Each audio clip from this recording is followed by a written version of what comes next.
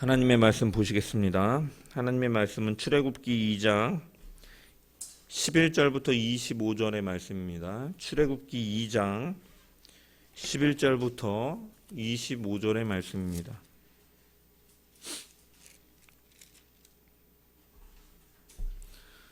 출애굽기 2장 11절부터 25절의 말씀,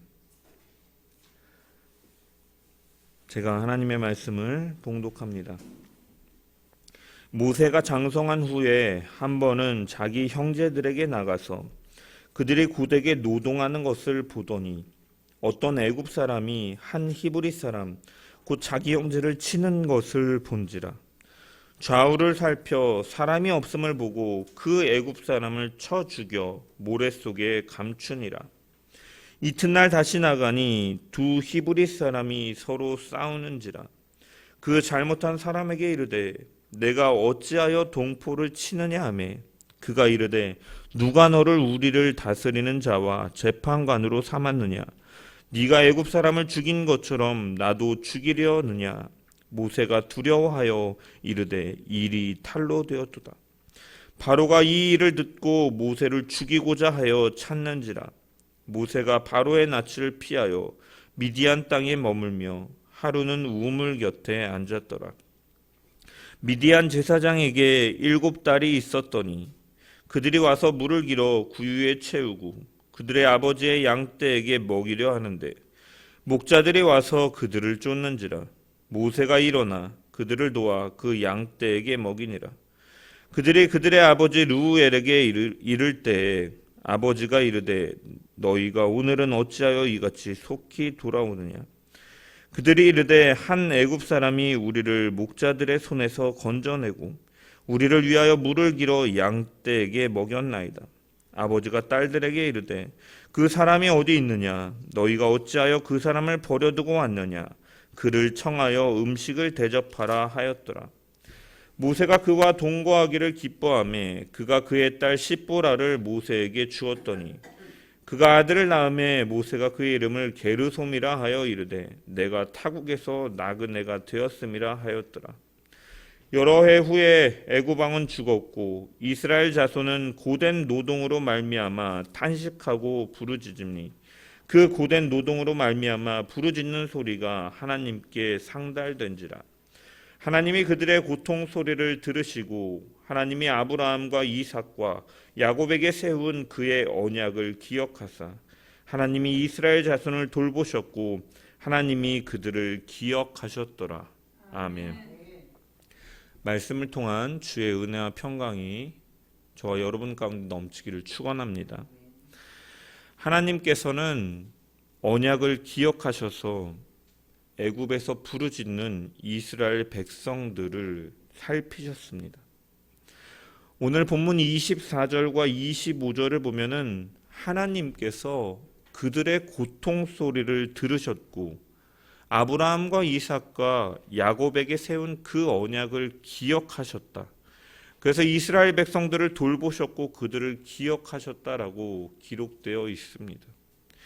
이것을 통해서 이 결론부에서 이 언급하고 있는 이러한 내용들을 통해 이 앞전의 2장에서 이 모세의 탄생과 이 모세에 대한 에피소드는 하나님께서 언약을 기억하사 그들을 노예 생활에서 구원하시기 위해 모세를 준비시키는 과정으로서 이 모세가 등장하였다라는 것을 우리는 알 수가 있는 것이죠. 모세는 이스라엘의 인구 조절을 위해 사내 아이를 나일강에 던지라는 바로의 명령 앞에 태어날 때부터 죽을 수 있는 위기에 처해 있었지만 하나님은 그를 향해서 시선을 두시고 그를 지켜주셨습니다. 아므람과 요게벳이 결혼한 후에 그 여자는 아들을 낳은 후에 보니 그가 잘생긴 것을 보고 석 달 동안 그를 숨겼다라고 성경은 증언하고 있죠. 이 잘생겼다라는 표현은 우리가 지난주에 살펴본 것처럼 단순히 모세의 외모를 칭찬하는 표현이 아닙니다. 잘생겼다라는 이 단어, 이 토브라는 단어가 사용되는데 이것은 하나님께서 창조 사역을 하신 후에 보시기에 좋았더라라고 이것을 회고하시는 표현과 동일한 단어이죠. 즉 하나님께서는 창조 사역을 어떻게 이끄셨습니까? 자신의 뜻대로, 자신의 의지대로 이 선한 의지를 가지고 선한 방향으로 하나님은 그 작정 속에 이끌어 가셨던 것처럼 모세의 탄생은 하나님께서 언약을 기억하시고 그들을 구원하여 내시기 위해 사용하는 이 하나님의 그 의지로서 준비하시는 과정 가운데 이 모세를 준비시킨 것이기 때문에 하나님이 보시기에 좋았더라, 하나님이 보시기에 아름다웠다라고 성경은 증언하고 있는 것이죠. 하나님의 의지적인 부분 속에서 그가 준비되고 있는 것입니다. 하나님께서는 요게벳에게도 이 모세의 비범함을 볼 수 있도록 허락하셨죠. 그래서 그녀가 보고 이 아이를 보고 이 잘생김을 보고 그가 이 아이를 3달 동안 보호하고자 마음을 먹고 실행을 합니다. 이 사내 아이가 발견되면 가족 모두가 죽을 수 있는 위험한 상황 속에서도 그 아이의 비범함을 요게벳은 보았기 때문에, 하나님께서 보게 하셨기 때문에 3달 동안 그 아이를 지키게 했다라는 거예요. 단순히 부모와 자식의 도리만을 가지고 보호한 것이 아니라 이 하나님께서 보여주신 그 비범함을 통해서 보고 보호한 것입니다. 그렇기 때문에 히브리서 기자는 이 모세의 부모가 3달 동안 이 아이를 보호한 것이 믿음으로 한 행동이었다라고 히브리서 기자는 말하고 있는 것이죠. 그리고 시간이 흘러서 이제는 더 이상 물리적으로 이 부모의 손길로 보호할 수 없을 때 그 엄마는 갈대를 엮어서 바구니를 만들고 상자를 만들고 그 진흙과 역청을 발라 방수 작업을 하고 갈대 사이에 놓아 천천히 흘러가게 하였습니다. 이것은 자포자기하는 심정으로 아이를 내다 버리는 것이 아니라 하나님께서 구원하시기를 바라는 기도와 이 믿음, 이 마음으로 한 행동이었죠. 모세는 바로의 공주를 통해서 물에서 건짐을 받았고 이 물에서 건졌다는 의미로 모세라는 이름을 갖게 되었습니다. 그런데 이 일 역시도 성경은 하나님께서 하셨음을 분명히 은연중에 드러내고 있습니다. 갈대 상자를 나타내는 이 상자 히브리어 테바는 성경에 딱 2번 등장하는데 바로 창세기 7장에서 노아 홍수 사건 때 노아와 그 일가족과 그 생명의 씨들을 보존해야 했던 방주와 같은 단어가 사용된 것이죠. 즉 하나님께서 홍수 심판 중에 그 택하신 노아와 그 가족들을 구원하시고 생명의 씨를 남기신 것처럼 그를 구원하시고 또한 모세를 통해 하나님께서 자신의 백성 삼으신 이스라엘 백성을 구원할 그 씨를 준비하신 것이다라는 이 암시로서 이 상자가 쓰여진 것입니다. 이처럼 하나님께서는 자신의 의지대로 구원을 이뤄 나가시는 하나님이신 것이죠. 모세는 바로의 공주에게 발견되어서 그의 보호 아래서 자랐습니다. 바로는 이스라엘 백성들을 견제하고 그들에 대한 계속 통치력을 보존하기 위해서, 노예로 부리기 위해서 그 인구 조절을 하려고 명령을 하였지만, 사내 아이를 죽이려고 명령을 하였지만 하나님께서는 그런 바로의 밑에서 이스라엘 백성을 출애굽시킬 인물을 키워 나가신 것입니다. 바로의 보호 속에서 바로가 가장 경계하는 일을 그 사람을 하나님께서는 준비시키신 거죠. 이처럼 하나님의 일하심은 개역 한글의 표현에 따르면 신묘막측한 일이다. 우리의 생각과 방법을 뛰어넘어 하나님은 그 뜻대로 일하시는 분임을 우리는 늘 기억해야 됩니다. 따라서 하나님의 일하심이 내가 기대하는 것과 내가 원하는 대로 나타나지 않더라도 그것이 하나님이 안 계시고 하나님이 일하지 않으시는 것이 아니라 하나님의 뜻대로 모든 섭리 가운데 이루어져 가고 있음을 우리는 언제나 믿음으로 고백하면서 늘 그렇기 때문에 부할 때나 가난할 때나 언제나 범사에 감사하고 하나님 앞에 순종함으로 나아가는 우리 모두가 되어야 될 줄 믿습니다.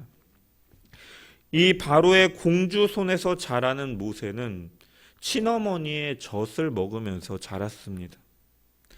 공주는 모세가 탄 바구니를 건질 때 멀리서 그의 누이 이제 미리암이 그것을 지켜보고 있다가 달려가서 히브리 여인 중에 젖 먹일 수 있는 유모를 소개시켜 주겠다라고 하면서 그 자신의 엄마를 데려오게 되죠.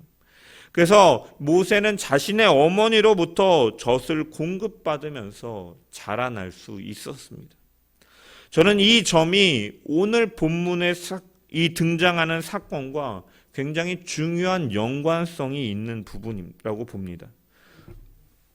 요게벳이 모세의 유모가 되었다는 것은 단순히 그가 친모의 젖을 먹고 자랐다는 의미 이상의 의미인 것이죠. 젖이 나오는 여인은 요게벳 말고도 다른 히브리 여인들 중에도 많이 있었을 것이고 애굽 여인 중에서도 있었을 것입니다. 하지만 하나님께서는 그의 엄마를 통해서 젖을 먹고 자랄 수 있게 하셨습니다. 그리고 그러한 이유는 무엇이었습니까? 그가 하나님과 그 언약을 알고 자신에 대한 동족들에 대한 마음을 품을 수 있도록 하시기 위해서 그의 어머니에게 먼저 그의 비범함을 볼 수 있게 하셨고 그 여인의 손을 통해서 모세가 자라나게 하셨다라는 것이죠. 11절의 말씀을 보면은 모세가 장성한 후에 한 번은 자기 형제들에게 나가서 그들이 고되게 노동하는 것을 보더니 어떤 애굽 사람이 한 히브리 사람 곧 자기 형제를 치는 것을 본지라. 여기 장성하다라는 단어는 히브리어로 까달이라는 단어인데 이것은 어떠한 의미냐면 높아지다, 장성하다, 중요하게 여기다, 존귀하게 여기다 이런 다양한 의미를 담고 있는 단어입니다. 그리고 10절에서는 이 단어가 이제 젖될 무렵의 나이로 성장한 상태를 가리키는데 사용되었습니다. 이 자라매라고 번역된 단어가 바로 이 까달이라는 단어예요. 하지만 11절에 이 모세의 나이는 이 사도행전을 통해서 보면은 이미 40세가 되었던 나이이기 때문에 단지 나이가 많아졌다라는 의미가 아니라 사람들에게 중요하게 여김을 받으며 높임과 존대를 받을 정도로 모세가 이제 지적으로나 인격적으로나 사회적으로나 실력을 갖춘 당당한 이제 어른이 되었다라는 의미로 사용되고 있는 것이죠. 당시의 애굽은 경제적으로나 군사적으로나 문화적으로나 여러 방면에서 최고의 힘을 가진 나라였고 요셉 이후로 굉장히 중앙 집권적인 그러한 모습 속에서 왕권이 강화되어 그 왕의 중심 가운데 있는 모세는 그 왕자로서 최고의 교육을 받고 많은 혜택을 누렸던 것이죠. 그렇기 때문에 많은 사람들로부터 높임을 받고 존경을 받는 자리에 있었던 것입니다. 하지만 그는 자신이 그러한 교육을 받고 자라왔고 사람들로부터 존대를 받고 높임을 받았지만 그는 자신이 어느 민족 사람인지를 어느 백성인지를 그는 분명하게 알고 있던 사람이었다는 것이죠. 11절에 보면 자기 형제들에게 나가서라고 표현되어 있죠. 그리고 이 표현된 내용이 사도행전 7장 23절에 동일하게 등장하는데 나이가 40이 되매 그 형제 이스라엘 자손을 돌볼 생각이 나더니라고 사도행전에 기록되어 있습니다. 즉 그는 아무런 목적 없이 그냥 궁궐을 빠져나갔다가 그 장면을 목격한 것이 아니라 자기 형제들이 얼마나 고된 노동을 하고 있는지 살펴보려고 가려는 분명한 목적 속에서 그는 갔음을 알 수가 있다라는 거죠. 그리고 그들에게 간 것은 이 사도행전의 표현처럼 어떤 상황에 처해 있는지를 돌아보기 위해서, 돌보기 위해서 갔음을 명백하게 드러내고 있는 것입니다. 모세는 비록 애굽의 공주의 그 왕자로서 애굽인의 지위와 특권을 누리며 살았지만 자신이 살고 있는 궁 밖에서 극심한 노역과 학대를 당하고 있는, 고통당하고 있는 이스라엘 사람들에게 형제의 연민을 늘 가지고 그들을 살피려는 마음이 있었다라는 것입니다. 그렇다면 모세는 어떻게 이러한 마음을 갖게 되었냐라는 것이죠. 애굽의 지위와 애굽의 교육을 받고 있는 그가 어떻게 이러한 동족으로서 형제로서의 연민을 가지고 그들을 살피려 하였냐라는 거죠. 그것은 바로 유모로서 역할을 했던 요게벳이 그런 일을 했음을 우리는 유추해 볼 수가 있는 것입니다. 그녀는 단순히 젖을 주는 역할에서만 그치는 것이 아니라 유모로서 그와 함께 생활하면서 끊임없이 너는 아브라함과 이삭과 야곱의 하나님을 섬기는 이스라엘 자손이다. 그분은 바로 우리의 하나님이시다. 너는 이스라엘의 후손 레위 지파 사람이다. 우리는 언젠가 하나님이 약속하신 그 땅으로 갈 것이다라는 그러한 신앙의 대를 잇는 그러한 교육이 이루어졌던 것이죠. 그렇기 때문에 그는 왕족이 받는 좋은 교육과 음식과 안락한 생활에도 불구하고 히브리인들이 당하는 그 고통을 자신의 고통처럼 여기고 자신이 스스로 그들을 위해 무슨 일을 할 수 있는 나이가 되기를 기다렸던 것이죠. 이를 히브리서 기자는 믿음으로 모세는 장성하여 바로의 공주의 아들이라 칭함을 거절하고 도리어 하나님의 백성과 함께 고난받기를 잠시 죄악을 누리는 것보다 더 좋아했다라고 말씀하고 있는 것이죠. 또한 이 모습은 히브리서 기자가 말하는 것처럼 단순히 혈연의 관계이기 때문에 같은 민족이기 때문에 그들을 위한 것이 아님을 또한 영적인 의미가 있음을 우리는 볼 수가 있다는 것이죠. 잠시 죄악을 누리는 것보다 하나님의 백성으로서 고난받기를 좋아했다라고 히브리서 기자는 표현했습니다. 여러분, 애굽에는 어떠한 문화가 있습니까? 다신론적인 문화가 있죠. 나중에 살펴보겠지만 하나님께서 애굽 땅에 10가지 재앙을 내리시는 것은 그들이 섬기고 있는 우상신들은 다 사실은 가짜이고 진정한 살아계신 참 하나님, 참신이 바로 여호와심을 드러내는 사건이 바로 10가지 재앙입니다.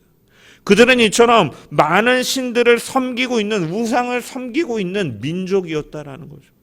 죄 가운데 있었다라는 것입니다. 하지만 모세는 히브리인이라는, 이스라엘이라는 분명한 정체성 속에서 다른 신이 아닌 오직 아브라함과 이삭과 야곱의 하나님만을 섬길 것을 그는 선택하였던 것입니다. 그러한 모습을 보이고 있는 것이죠. 그래서 잠시 죄악을 누리며 그곳에서 왕자로서 살아가는 것보다 하나님의 백성과 함께 고난받기를 좋아했다라고 성경은 그에 대해서 증언하고 있는 것입니다. 여러분, 우리는 이런 모세의 모습을 보면서 도전을 받습니다. 우리 역시도 세상에서 높임을 받고 존대를 받으며 인정을 받는 모든 그 즐거움들을 뿌리치고 하나님의 백성으로서 고난받는 삶을 더 즐거워하며 자원하며 받을 수 있냐라는 그 질문을, 그 도전을 오늘 본문은 성경은 던지고 있다라는 것이죠. 바울도 자신이 가지고 있는 모든 로마의 시민권이나 이 가멜리아 문화에서 여러 교육을 받은 것이나 여러 뛰어난 스펙들을 모두 다 배설물로 여기고 그 다메섹 도상에서 만나신 예수 그리스도 그 부활의 주님을 만난 이후에 모든 것을 배설물로 여기고 복음 우선으로 살아갔던 것처럼 우리 역시도 그렇게 살아갈 수 있느냐라는 것이죠. 여러분, 예수님께서는 홀로 계셨고 사랑을 받던 것이 멸시로 바뀌게 되었으며 사람과 하나님으로부터 버림받으셨던 것처럼, 그리고 우리가 주님을 믿는다라는 것은 그분의 성품에 참여하는 것을 의미하는 것으로 주님께서 그러셨던 것처럼 우리 역시도 세상에 믿음을 지키며 사명을 쫓으며 살아갈 때 우리는 세상으로부터 미움을 받을 수밖에 없는 존재이고 고난을 받으며 환난 가운데 던져질 수 있는 삶이다라는 것이죠. 그럼에도 불구하고 그리스도인의 삶은 풍성한 것이며 참된 평안의 삶을 누리는 것이라 할 수 있는 것은 무엇입니까? 그 고난 가운데 우리만 홀로 던져진 것이 아니라 그리스도께서 언제나 그와 함께 하시기 때문에 우리로 그 고난을 능히 이기게 하시고 참된 평안을 주시기 때문에 우리는 그 가운데서도 평안할 수 있고 참된 복을 누릴 수가 있는 줄 믿습니다.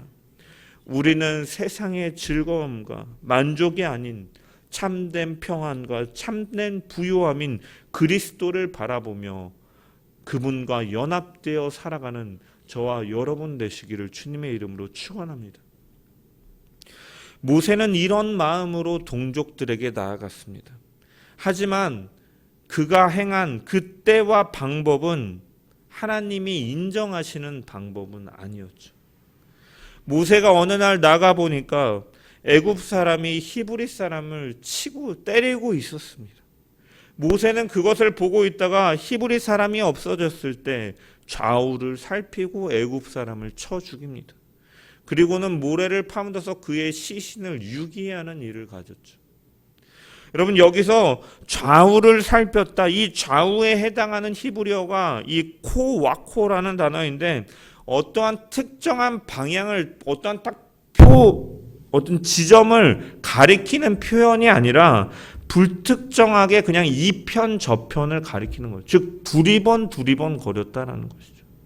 즉 모세는 애굽인을 죽일 목적으로 주변에 누가 목격자가 있나 없나 주변을 세심하게 살펴봤음을 의미하는 것입니다. 여러분, 이것은 무엇을 의미합니까? 모세가 애굽 사람을 죽인 이 일은요, 분에 차가지고 횟가닥 분노 조절 장애가 있어서 필름이 끊긴 것처럼 충동적으로 돌발적으로 이루어진 일은 아니다라는 것이에요. 목격자가 있냐 없냐 볼 정도. 물론 혈기 때문에 이런 일을 하였지만 충동적으로 그냥 홧김에 한 것이 아니라 누가 보고 있느냐 없느냐를 보면서 했다라는 거예요. 무모하게 행동하지 않을 만큼 조심하면서 행동하였다라는 것입니다. 좌우를 보았다라는 것은 그러한 의미예요. 그런데 여러분, 그것은 하나님 앞에서 옳은 일인지 아닌 것인지 깊이 생각하는 행동이 아니었다라는 거예요.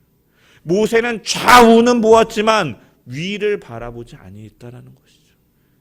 이 일이 합당한 일인지 하나님이 원하시는 일인지 생각한 것이 아니라 좌우를 살폈다는 것은 사람들의 눈치를 살피며 모세는 결국 하나님보다 사람들의 눈을 두려워하는 가운데 자신의 생각대로 행동을 하였음을 보여주고 있는 것입니다. 그 다음날 또 나가서 보니까 이번에는 히브리 사람 둘이 싸우고 있습니다. 모세가 보니까 한쪽 사람이 잘못한 게 보여요. 그래서 네가 어찌하여 동포를 치느냐라고 잘못된 쪽을 향해서 호통을 칩니다. 그러니까 그 사람이 뭐라고 말합니까? 14절에 그가 이르되 누가 너를 우리를 다스리는 자와 재판관으로 삼았느냐? 내가 애굽 사람을 죽인 것처럼 나도 죽이려느냐? 모세는 자신의 동족들을 사랑하고 이스라엘 백성들이 그 아파하는 그러한 그 장면을 보면서 어떻게 보면 동족을 사랑하는 마음에서 이 애굽 사람을 쳐 죽이고 묻은 것이지만 그 결과는 무엇이었습니까?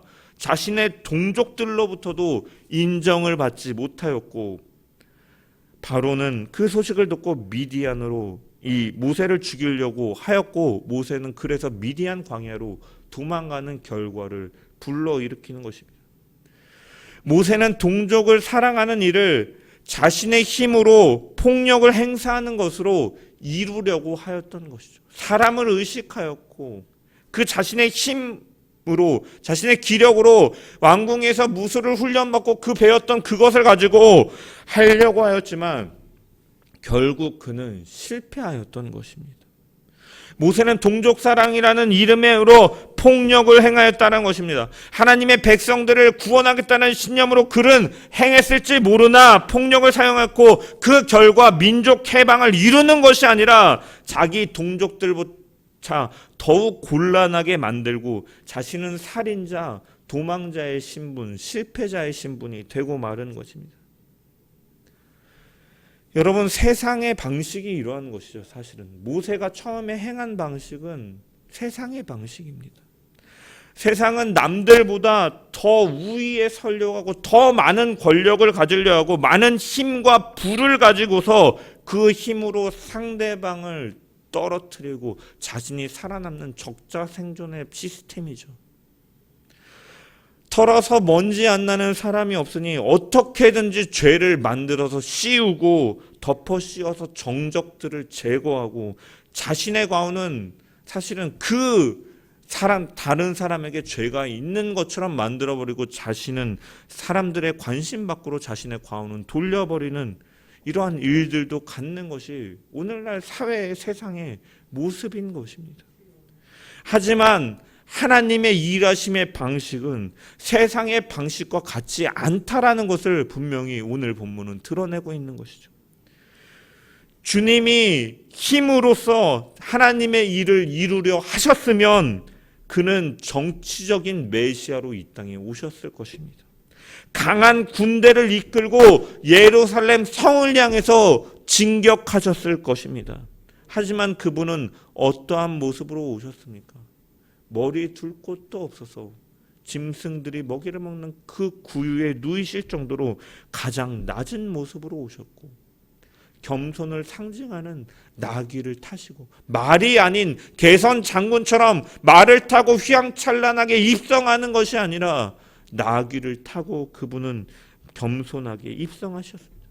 그는 이사야 선지자의 예언처럼 그는 다투지도 아니하고 들레지도 아니하고 묵묵히 그 길을 걸어가신 것이죠. 그분은 죽기까지 순종하심으로 하나님의 공의와 인애를 그 십자가에서 담당하셨고 율법의 모든 요구를 이루신 것을 볼 수가 있습니다. 모세의 살인은 동족을 사랑하는 마음의 발현이었지만 그 행위는 절제되지 못한 혈기에서 나온 것으로 그 하나님에게나 동족에게조차 인정받지 못하는 죄악이었고 결국 그는 이 일로 인하여 쫓겨나고 살인자의 신분이 되었습니다. 이처럼 하나님을 사랑한다 하면서도 그 방법이나 과정 역시도 세상의 방법을 쫓고 자기의 방법대로 한다면 그것은 결코 하나님께서 인정하시는 방법이 아닐 것입니다. 하나님은 어떻게 일하십니까? 예수님께서 본으로서 보이신 것처럼 믿음의 역사와 사랑의 수고와 소망의 인내로 겸손함으로 그 내 뜻과 내 방법과 내 힘이 아니라 먼저 하나님의 뜻을 구하고 주님께서 하나님과 본체셨지만 늘 주님께서는 성부의 뜻을 물으시고 그분을 의지하는 믿음으로 그 길을 자발적인 순종으로 묵묵히 걸어가셨던 것처럼 나의 힘이나 나의 의로 되지 않는다라는 것을 기억하며 언제나 하나님 앞에 성령을 구하고 그의 말씀이 비춰주시는 대로 겸손함으로 온유함으로 희생과 사랑과 섬김으로 나아갈 때 하나님의 나라와 하나님의 일은 하나님의 그 맡기신 사명은 이루어짐을 우리는 분명히 기억해야 될 줄 믿습니다. 이 모세의 실패는 모세의 연약함 속에서 발현된 것이었죠. 하지만 하나님께서는 이 일조차도 그 크신 계획 가운데 사용하셨습니다. 모세는 사람들로부터 높임과 존경을 받으며 자신의 힘과 능력을 의지하는 시기가 있었던 것이죠. 그러다가 철저히 실패하고 말고 그는 도망자 신분이 되었고 그가 애굽의 왕자로서 배운 학문과 무예와 지도력과 포부는 아무짝에도 쓸모없는 광야의 시간을 하나님께서는 보내게 하셨다라는 것입니다. 하나님은 왜 이런 과정을 겪으셨을까? 처음부터 광야를 내보셔도 될 텐데 왜 왕궁에서 학문을 배우고 최고의 권위 그 집중되어 있는 그 권력에서 맛보게 하시다가 왜 결국은 광야로 내보내시는가? 학문도 배우고 무예도 배우고 존경도 받고 대우도 받는 그러한 자리에 있었지만 결국은 하나님의 일은 자신의 힘으로 되지 않는 것을 알려주기 위해서 하나님은 또한 이 일을 사용하신 것입니다. 왜? 자신의 능력을 통한 그 의와 그 공로가 무너지는 과정이 없었다면 모세는 하나님의 일을 하는 것이 아니라, 하나님께 영광을 돌리는 것이 아니라 하나님의 영광을 결국은 자신이 가로채버리고 말 것이기 때문이죠. 하나님은 그것을 깨닫게 하시기 위해서 이러한 연약함조차 사용하셔서 이 모세를 훈련시키고 연단시키는 과정으로 시간을 보내게 하시는 것입니다. 나중에 모세가 이스라엘의 그 지도자가 되어 광야의 길을 인도할 때 하나님은 모세를 향해서 뭐라고 말합니까? 지면의 모든 사람보다 온유한 사람이다라고 말씀합니다.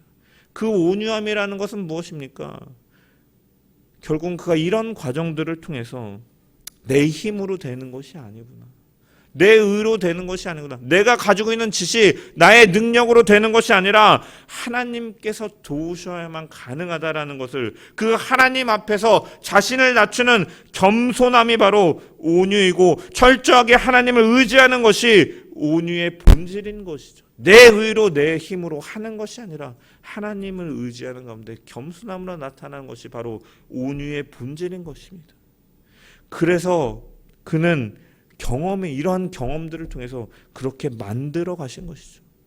처음부터 그런 사람이 아니라, 때로는 이 젊을 때에 힘과 혈기로 애굽 사람을 치기도 했었고, 자신의 의지대로 자신의 생각대로 사람들을 의식하면서 이러한 행동들을 하였지만 실패하는 과정들을 통해서 하나님은 그 일을 사용하시고 감당하시게끔 만들어 가셨음을 우리는 분명히 볼 수가 있는 것입니다.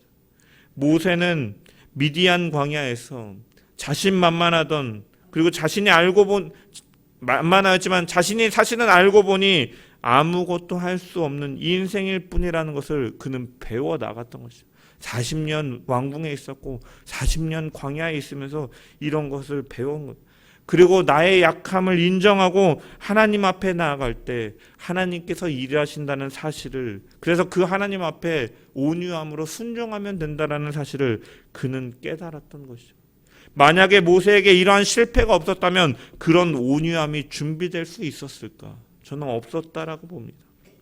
모세를 참된 온유한 사람으로 만들어간 것은 그의 실패가 있었고, 그러한 실패조차도 하나님께서는 사용하셔서 하나님의 성공을 이뤄가시는 데 사용하시는 것을 우리는 바라볼 수가 있는 것입니다. 이처럼 때로는 우리의 연약함조차도 하나님은 사용하여 일하시고, 그 순간에도 우리를 끊임없이 빚어가시는 하나님의 의로운 오른손이 있음을 기억하며 그 손을 붙들고 살아가는 저와 여러분 되기를 소망합니다. 이 온유함은 모세의 품성이었을 뿐만 아니라 우리를 위해 오신 주님의 품성이었죠. 나는 마음이 온유하고 겸손하니 나의 멍에를 메고 내게 배우라라고 주님은 말씀하셨습니다. 근본 하나님의 본체셨지만 자신을 낮춰 종의 형체를 지니사 사람의 몸을 입고 우리 가운데 오셔서 성부께 순종하신 것입니다. 자신도 물론 능력이 있으시고 천지를 창조하실 때 삼위일체 하나님께서 같이 하신 그 주님이시지만 그는 성부를 의지하며 철저하게 자발적인 순종의 모습으로 기도하시면서 그 공생의 사역을 이뤄가셨던 것처럼, 마찬가지로 우리가 의지해야 될 것은 나의 지혜나 힘이나 능력과 방법이 아니라 우리는 하나님의 선하심을 믿고 그분께서 주시는 지혜와 능력을 의지하고 그분 앞에 겸손과 순종으로 나아가는 믿음의 사람들이 되어야 될 줄 믿습니다. 말씀을 마무리합니다. 하나님께서 이제 이후로 모세를 사용하셔서 하시는 일들은 인간의 힘으로는 도저히 할 수 없는 일들이었습니다.